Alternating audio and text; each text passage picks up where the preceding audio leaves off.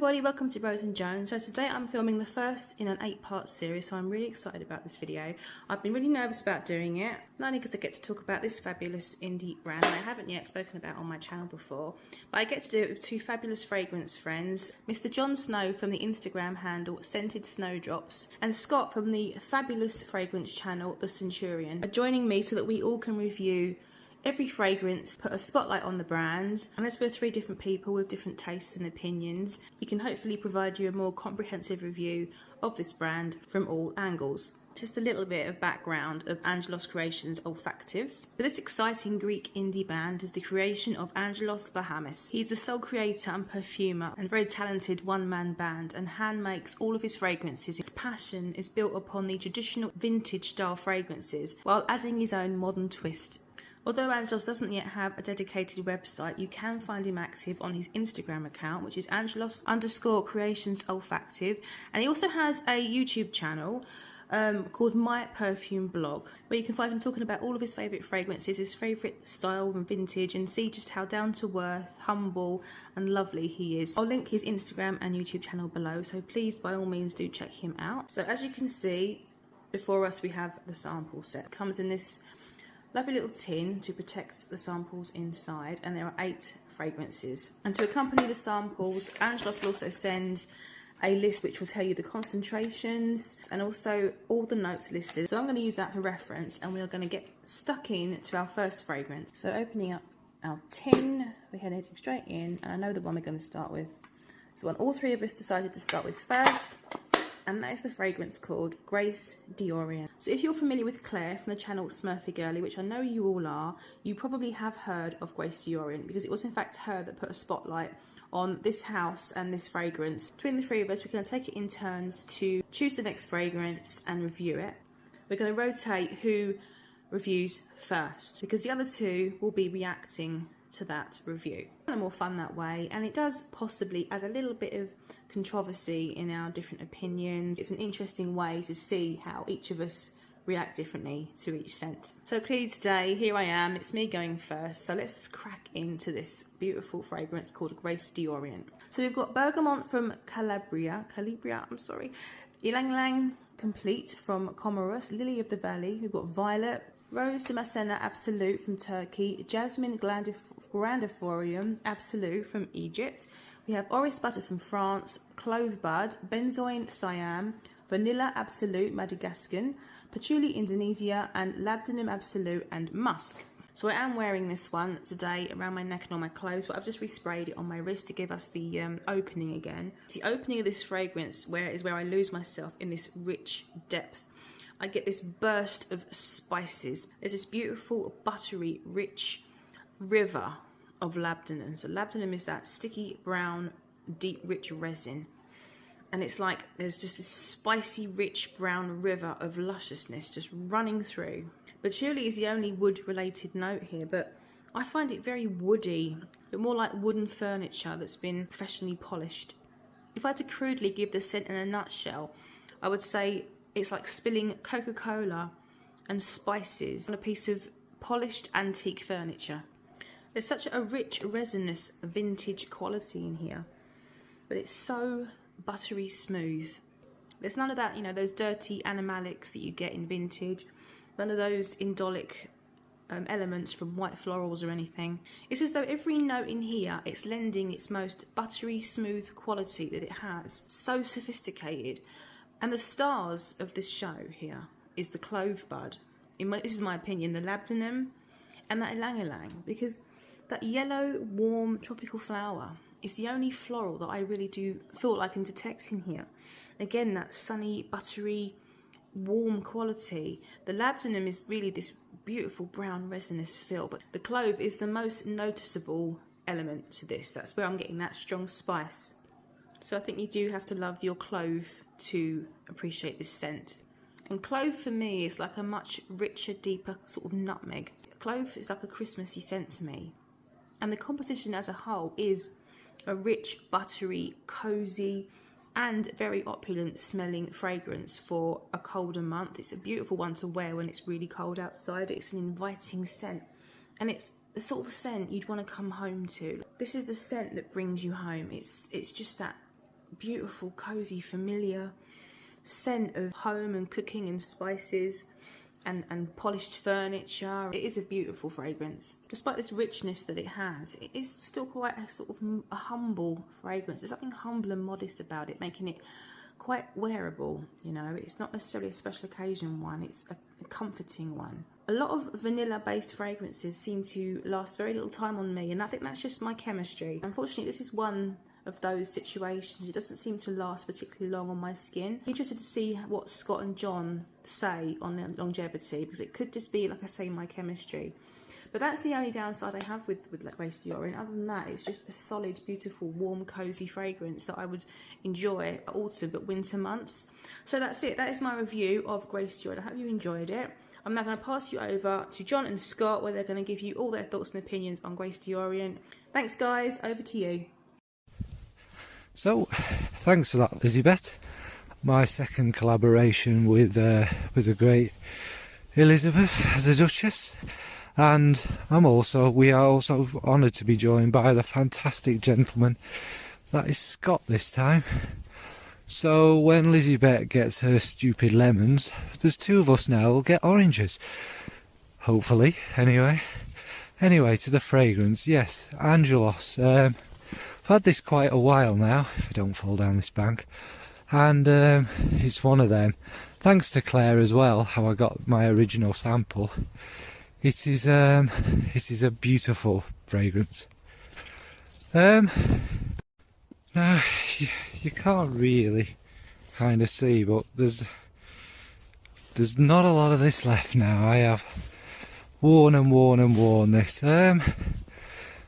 On the whole, surprisingly, I actually agree with pretty much everything Lizzie said. For me, it's very... Maybe I don't know really what's in it, because I've lost a little thing of the notes, but I know I've talked about it a couple of times myself. Labdanum, maybe, but maybe I think I get more benzoin, a bit more of that, like Lizzie says, a bit more that vanillic, luxurious, rich goldness.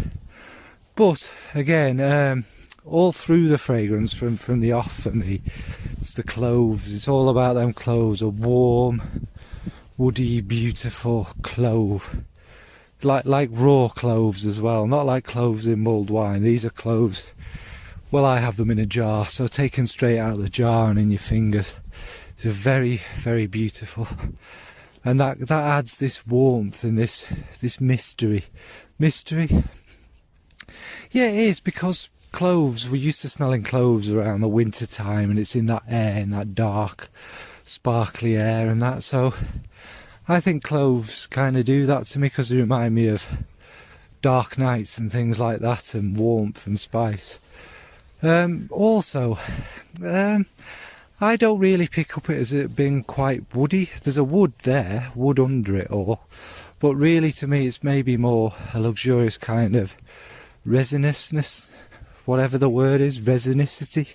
Well, it's mainly about that. It's kind of that, more of a gloopy kind of warmth from I know resins are wood goop, aren't they, ultimately, but it's got more of that to me. There's not much else to add about it, because I think Lizzie said it all. The floral element, I get quite a bit of that in, say, the first 20 minutes.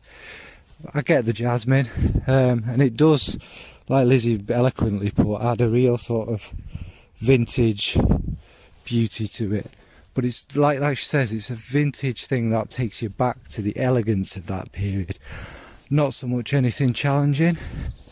And the ylang ylang does stick out quite a bit to me, but on me it's got more of its natural, maybe even it's fair to say slightly indolic furriness about it, whereas I get like a furry sunshine more so than a beam of sunshine, which ylang ylang can do sometimes, and it can be quite fruity.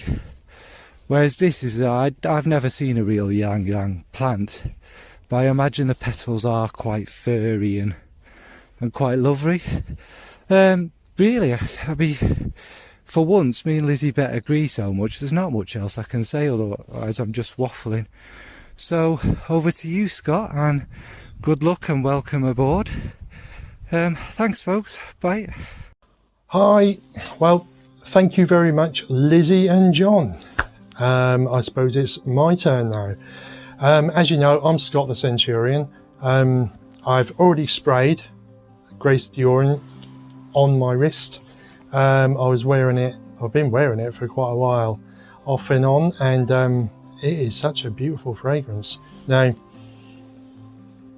what I get from it, now it's weird because in this fragrance, I shouldn't be liking this because it's got a lot of white florals, strong white florals. It's also got clove in as well, and I don't like clove. I have a bad scent memory with clove because it reminds me of the toothache tincture that you used to get sometimes when you was a child and you had a toothache, and that just reminds me of that, the memory of the pain. But this is unbelievable. The jasmine and the ylang ylang work so well together, mixed with the other notes. It's unbelievable. There's almost a creaminess to it. I know there's vanilla in here, but there's no sharpness, no bitterness, and it brings out, I don't know whether it's white florals bringing out the best in the cloves or the cloves bringing out the best in the white florals, because they're both notes that I'm not that keen on at all, but together they bring this beautiful, beautiful fragrance. And then as it dries down, there's this wonderful patchouli that comes in, and that is just so divine. It dries it up a little bit because it does smell, it's got a juicy element to it, but in a really, really sweet way. And then as the patchouli comes through, it sort of dries it up and balances everything out. And I just found it absolutely stunning. There's labdanum in here as well, which gives it that warmth. So after about 15-20 minutes of you spraying it and it's settling, you start to feel this warmth as well. And it is really, it's divine. I was really, really surprised as to how good it would be. I don't get much, if any, of the rose in it at all. It could well be helping out with the florals, but it's the white florals that seem to be, that I detect more than anything else. But this is just such a surprise. It really is. I would have never, if I'd have seen this on a counter somewhere or just reading notes in like the internet or whatever, I would have, no, that one's not going to be for me.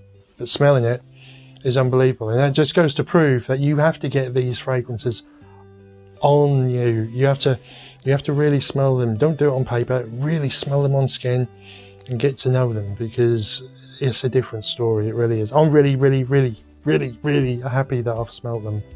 I definitely get, when you first spray it, you definitely get a citric note.